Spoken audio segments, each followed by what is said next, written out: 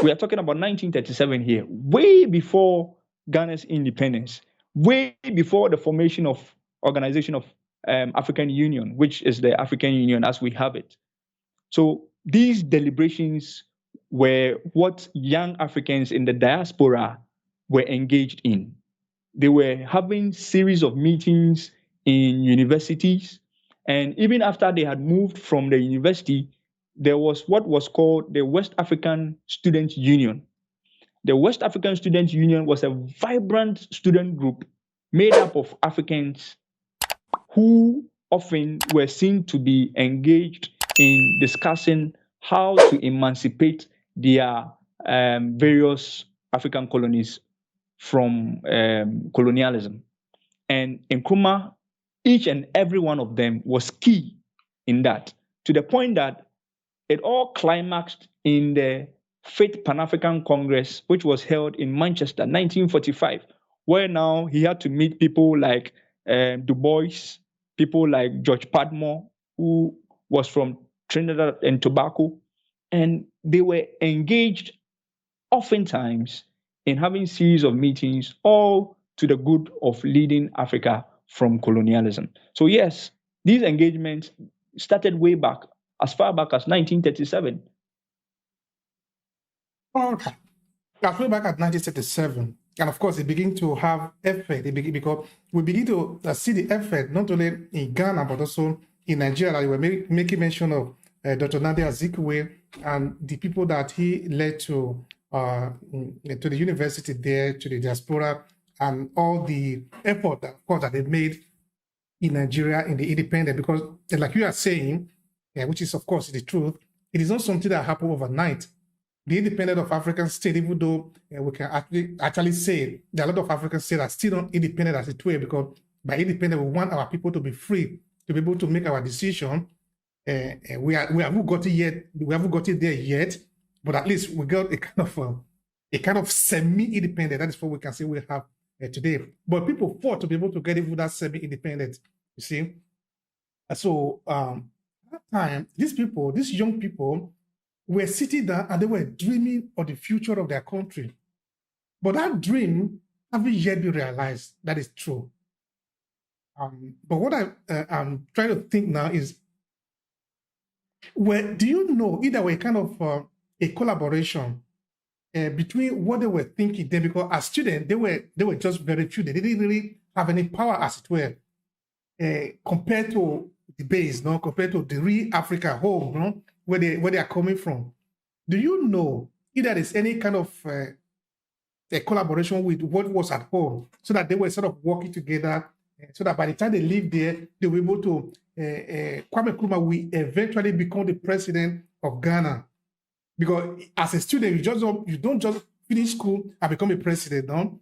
A lot of things have to take place before that process can eventually materialize.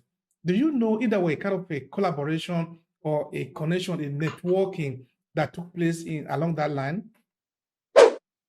Okay, so Obehi, aside the deliberations that was going on in the diaspora amongst these young African students, now back in Gold Coast, I can speak for Gold Coast. I know that there were other personalities who were also at the front of the struggle. And yes, there was collaboration. There was serious collaboration between students who were overseas and political personalities who were in Ghana.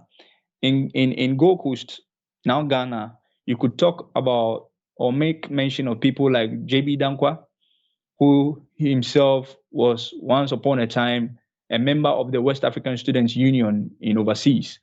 And interestingly, what was happening was that there was a kind of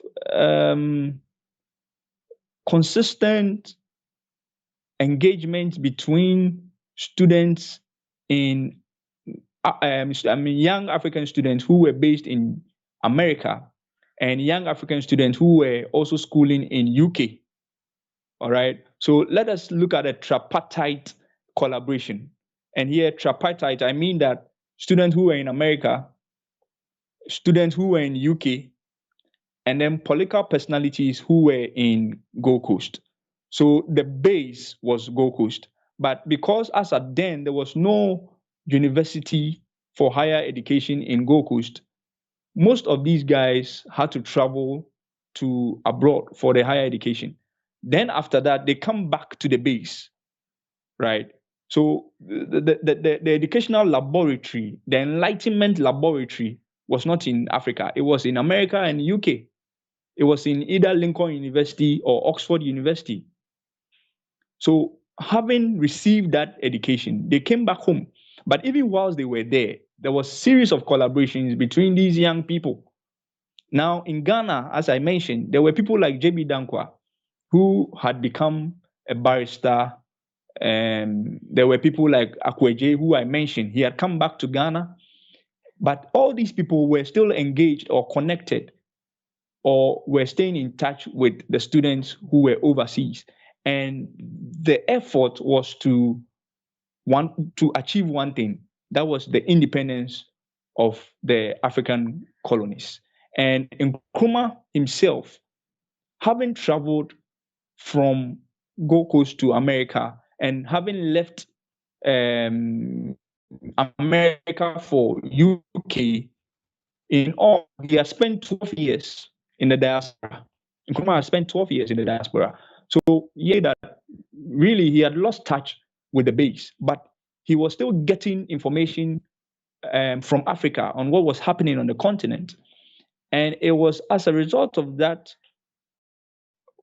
and the reason why Akweje, who had come back to Ghana, when there was a call or a need for somebody to become the General Secretary of the United Gold Coast Convention, he recommended Kwame Nkrumah. And that is how Nkrumah came back. In fact, Nkrumah was not going to be in the picture, Obehi, especially when it had got to do with the base, those who were in Africa, who were in Gold Coast, and what they were doing. Nkrumah was not part of that. It was when Akweje suggested Nkrumah, and the group then had to now begin to ask, who is this guy called Kwame Nkrumah? And then Akweje now begins to sell and market Nkrumah to the United Gold Coast Convention. That was when Nkrumah became the synosia or a spectacle to look at. And then they said, okay, if you think he's good because of what you say he's been doing in the diaspora for Africa and Africa's independence, then let us invite him. Then write a letter to him to bring him down.